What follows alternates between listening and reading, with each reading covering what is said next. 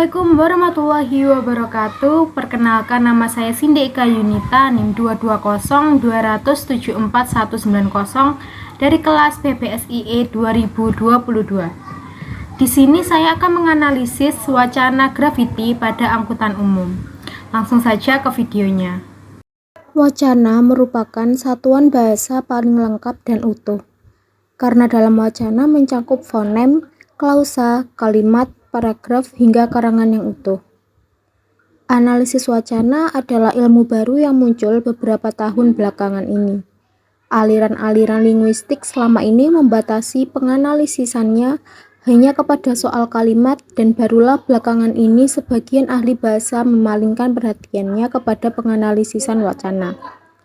Salah satu wacana yang ditemui dalam kehidupan sehari-hari adalah grafiti.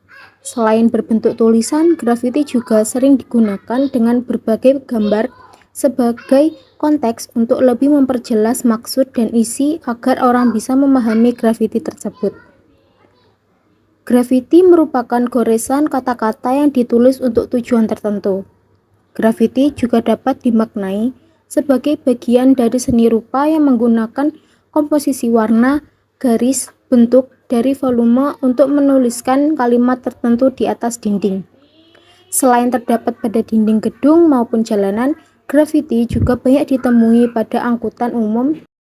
Isi dan bentuk wacana grafiti angkutan umum sangat beragam, baik dari segi visual maupun secara struktur kebahasaan. Wacana grafiti angkutan umum berisi pesan dengan bahasa yang singkat, bahkan tidak jarang hanya tersusun dari satu kata saja. Pesan dalam wacana grafiti pada angkutan umum berisi tentang fenomena-fenomena sosial. Hal ini menunjukkan bahwa ada hubungan antara bahasa dengan peristiwa-peristiwa sosial. Contoh wacana grafiti yang pertama yaitu angkutan umum dengan bertuliskan sarjana tak selamanya berkarya, tapi bos muda selalu punya cerita. Wacana tersebut menjelaskan sarjana tak selamanya berkarya, tapi bos muda selalu punya cerita. Artinya, sarjana dianggap sebagai kaum intelektual, namun tidak semua sarjana memiliki kreativitas atau memiliki penghasilan. Sedangkan bos muda dianggap sebagai generasi muda yang sukses dan memiliki usaha, tetapi didasari dengan berbagai macam perjuangannya dalam menghadapi kendala, hambatan, atau rintangan untuk membangun atau menyukseskan usaha dan penghasilan tersebut.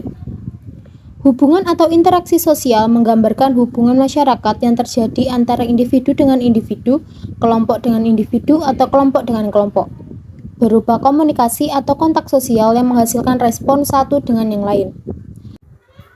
Dalam data wacana grafiti tersebut, bagian headline yang memuat informasi penting yaitu sarjana tak selamanya berkarya. Artinya sarjana belum tentu berkarya karena orientasi dari sarjana adalah mencari pekerjaan, bukan menciptakan lapangan pekerjaan.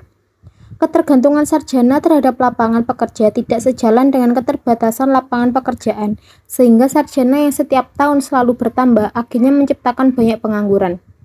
Wacana ini masih membutuhkan bagian penjelas berupa solusi terhadap masalah tersebut. Solusi bagian headline terdapat pada bagian body. Pada bagian ini dijelaskan tentang alternatif.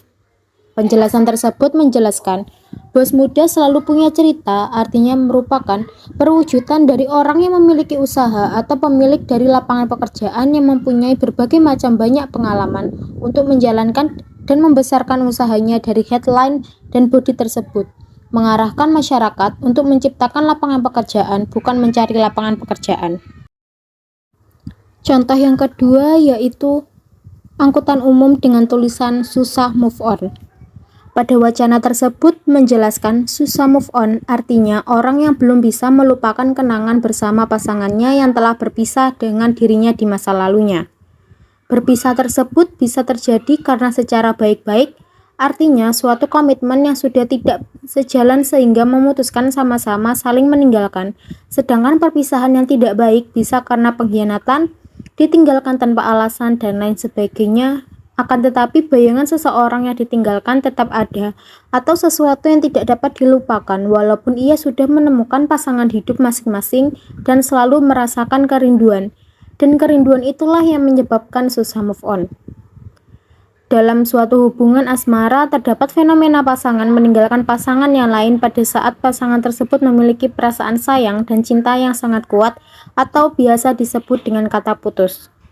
Sehingga pasangan yang ditinggalkan tersebut akan merasakan dampak atau mengakibatkan stres, tidak menyenangkan, dan traumatis, tanpa memandang apakah orang tersebut adalah yang memutuskan atau diputuskan.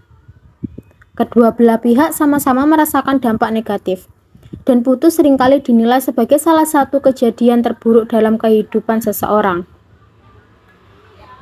Pada data tersebut, wacana grafiti tersebut merupakan bagian headline yang memuat informasi penting, yaitu susah move on, karena kehilangan cinta atau masih ada perasaan yang belum tuntas. Artinya seseorang tidak bisa melupakan orang yang telah dicintainya, walaupun keduanya sudah mempunyai pasangan masing-masing atau jalan hidup masing-masing. Grafiti di atas tidak terdapat bagian body dan leg, sehingga penulis grafiti hanya menggunakan skema penyampaian yang terdiri dari headline saja. Sekian video dari saya, kurang lebihnya mohon maaf. Wassalamualaikum warahmatullahi wabarakatuh.